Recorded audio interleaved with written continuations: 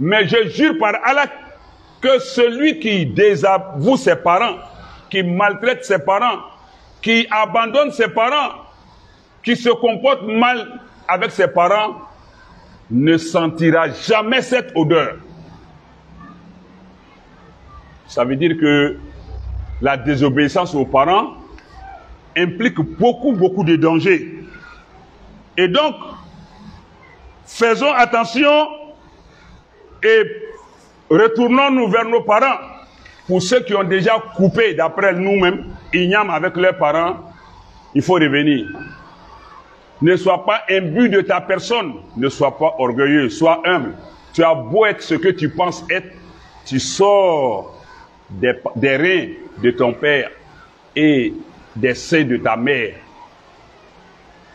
Yakhruju min bayni sulbi. Tu sors min bayni sulbi, entre les deux reins, wa taraib, et les deux seins. C'est Allah qui nous dit ça dans Surah At-Tariq. Oui, falyanzuril insan, que l'homme regarde, mimma khuliq, à partir de quoi je l'ai créé, à partir de quoi il a été créé. Khuliqa min ma'in dafiq, il a été créé d'une eau qui jaillit. Qui jaillit. Yakhruju min bayni. Cette eau-là pour l'homme sort des reins, min bayni sulbi. Mais pour la femme, wataraib, ça quitte le haut pour aller croiser pour l'homme. Voilà d'où tu sors. Donc, qui que tu sois, n'oublie pas tes deux géniteurs. Même si tu penses que tu as été victime de leur tort, mais bas la terre. Et donc, Ali, radiyallahu ta'ala, nous a dit ceci.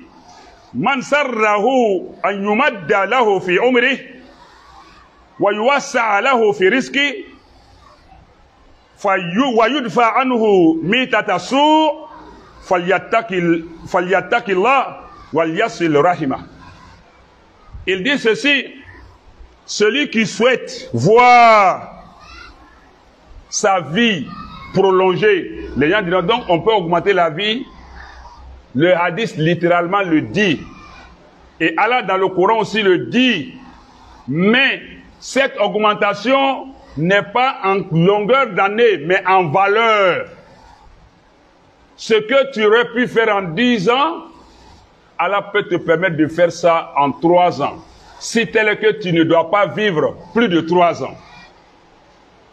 Si tu devais, pour atteindre un niveau donné, tu devais arriver à 50 ans pour amasser un certain nombre de biens, Allah va te les faire avoir. Comme tu dois mourir à 30 ans, il te fait avoir tout ça, comme si ta vie avait été longue pour avoir tout ça.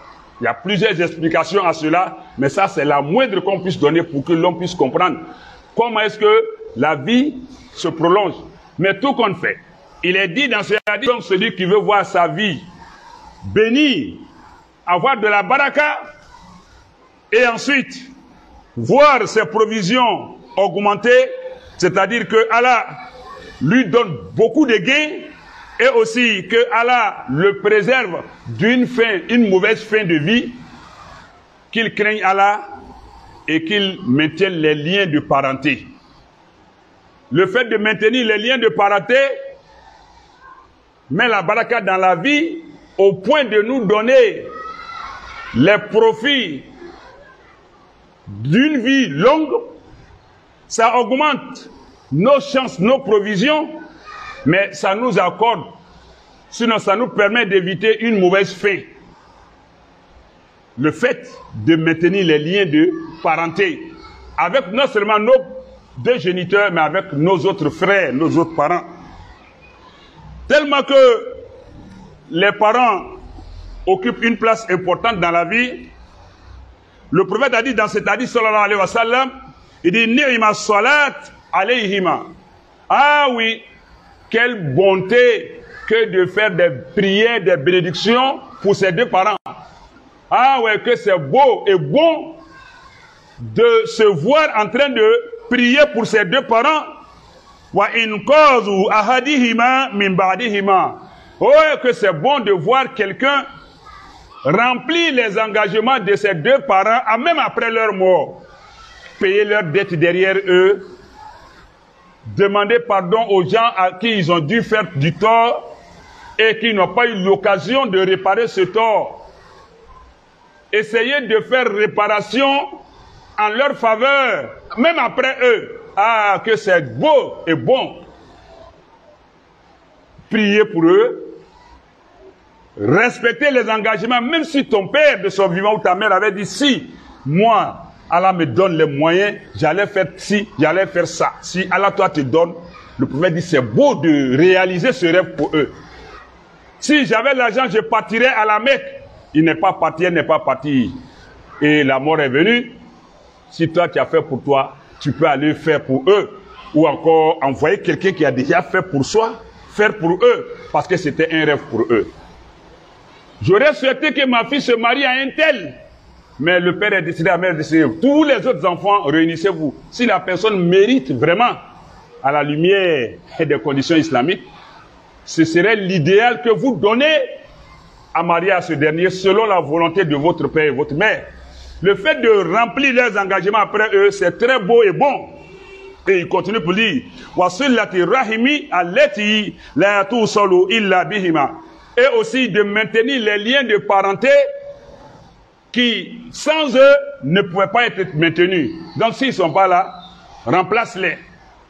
De par lui, quelqu'un est devenu ton oncle. De par lui, quelqu'un est devenu ta tante. Ta maman, par elle, ses sœurs ont un lien avec toi, ses frères ont un lien avec toi. Si elles sont absents, il ne faut pas que le lien soit rompu. De maintenir ce lien-là de parenté. C'est ça que l'islam nous demande. Au-delà de leur faire ce qu'ils méritent, voilà d'autres choses. Et le prophète continue sur la salam, wa ikramu sadiqihima min ba'dihima. Et de faire honneur, de respecter leurs amis, les amis de tes deux parents, de respecter les amis de ta maman. C'est les femmes qu'elle fréquentait, faut les fréquenter comme ta mère. Les amis de ton père, honore-les. Ce hadith, il est authentique. Vous voyez que grâce à nos parents, même morts, d'autres continuent de profiter de nous. Et cela va à l'avantage de nos parents, même s'ils sont dans la tombe. Et le dernier hadith que je vais évoquer dans ce sens, le prophète sallallahu alayhi wa sallam, donc, il dit, Inna min abarri bir sillatul walad ahla wuddi abi. Parmi les actes de bonté les plus excellents, c'est le fait de prendre en compte tout ce que nos papas prenaient en compte. De son vivant, il acceptait les cousins, les oncles, les neveux, les enfants de ses frères, de ses sœurs. Lui, il hébergeait tout le monde.